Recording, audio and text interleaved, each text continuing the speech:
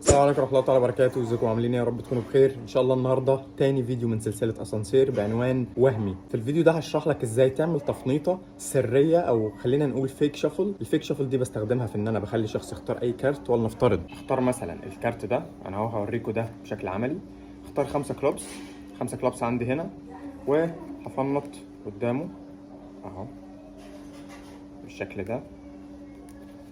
هلاقي ان انا في الاخر الخمسه كلوبس عندي اول كارت. هي دي ببساطه الفيك شافل. ودلوقتي في الفيديو ده هشرحها لك حرفيا حركه لازم تكون معتمد عليها في خدعه كتير جدا. لما الشخص يقول لك مثلا فنط لي الكروت وانت مش عايز تبوظ ترتيب الكروت، بدل ما تعمل ريفل شافل زي دي تقدر تعمل وهمي اللي انا هشرحها لك النهارده. جاهزين نشوف الشرح؟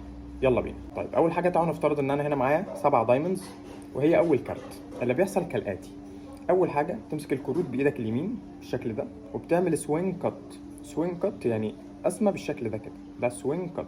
خلاص اهو، وتسحب. بعد كده سوينج كات التانية هتقلب ايدك، يعني هتعمل برضو سوينج بس تقلب ايدك وتيجي بالسبابه اللي في الشمال. بص كده كده، بص الباك دي بقت بين يعني صابعينك الاتنين، السبابه اليمين والسبابه الشمال اهو، وتحطها فوق شويه. خلاص، وتحط التالتة كده. بعد كده طبعا هنا في فراغ، بما ان في باك ففي فراغ صح، فانت هتحط بريك على اول الفراغ اللي هو فوق اول باك من تحت، وتزق.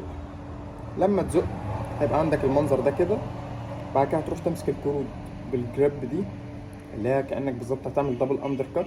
وبالفعل انت هتعمل دبل اندر كات. هتاخد شويه من تحت حطهم فوق، وهتاخد شويه بقى اللي هم دول حطهم فوق. هتلاقي ان الخمسه بقت، هتلاقي ان السبعه بقت فوق. تاني هقلب لكم الكارت ده فيس اب عشان تبقوا شايفين الحركه بالظبط اهو. بمسك بايدي اليمين، بقسم سوينج كات كمان بالمتشقلب واحط، وانا بزق الباك دي ببقى عامل بينك بريك اهو، وامسك في نفس الوقت بالشكل ده. اخد شويه من تحت احطهم فوق، ممكن اخد شويه كمان من تحت احطهم فوق، وفي الاخير باخد الشويه الاخر بحطهم فوق.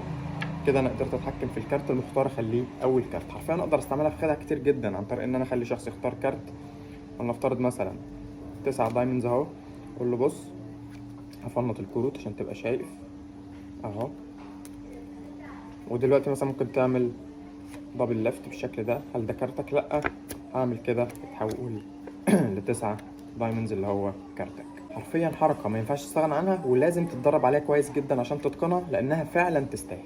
ولو انت وصلت لحد هنا وبتتفرج على الفيديو ده من الويب سايت، اضغط فوق على ال3 شرط وبعد كده كونتاكت اس. هتلاقي لينكات السوشيال ميديا بتاعتي، ما تنساش تعمل لي فولو هناك. ولو استفدت تعمل لايك للفيديو برضو على يوتيوب. وشكرا لكم يا جماعه، بحبكم جدا. ده كان تاني فيديو في سلسله اسانسير، واشوفكم في الفيديو الثالث.